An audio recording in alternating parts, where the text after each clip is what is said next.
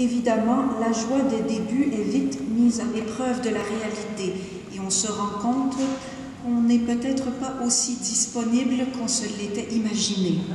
Le bienheureux Christian de Chergé disait « Nous avons donné notre vie en gros au Seigneur et il nous en coûte beaucoup qu'il nous la prenne au détail. » Sur ce chemin, nous tombons et nous nous relevons. Nous faisons l'expérience de la patience de Dieu qui petit à petit nous révèle nos résistances et nous donne l'espoir de pouvoir un jour les surmonter avec sa grâce.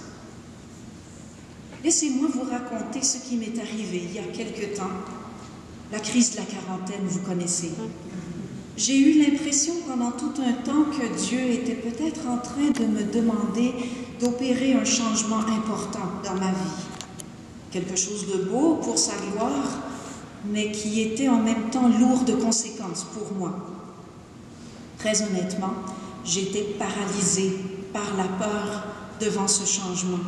Pour parler comme les jésuites, j'arrivais même pas à demander la grâce de l'indifférence. C'était bien trop dangereux.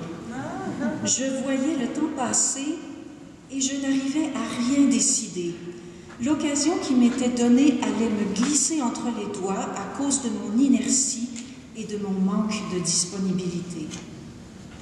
Pour la première fois, je prenais douloureusement conscience que j'étais en train de dire non à Dieu, un non irrémédiable, sans espoir de retour.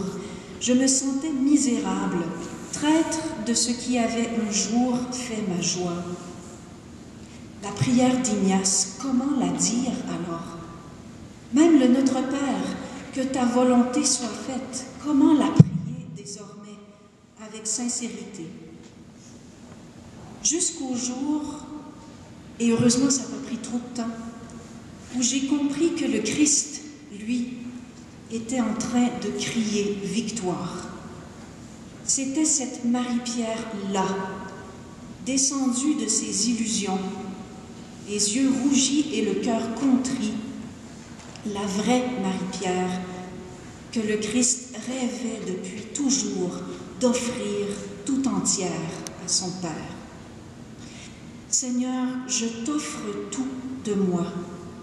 J'ai pu le redire sans honte, car ici le je et le moi avaient changé. J'ai alors pu accueillir un amour que je n'avais jamais expérimenté de cette façon auparavant.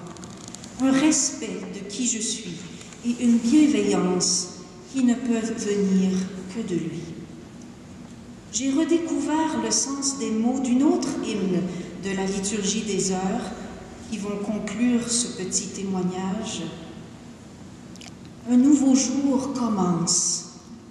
Je le reçois de toi, Père, et je n'ai pour seule offrande que l'accueil de ton amour.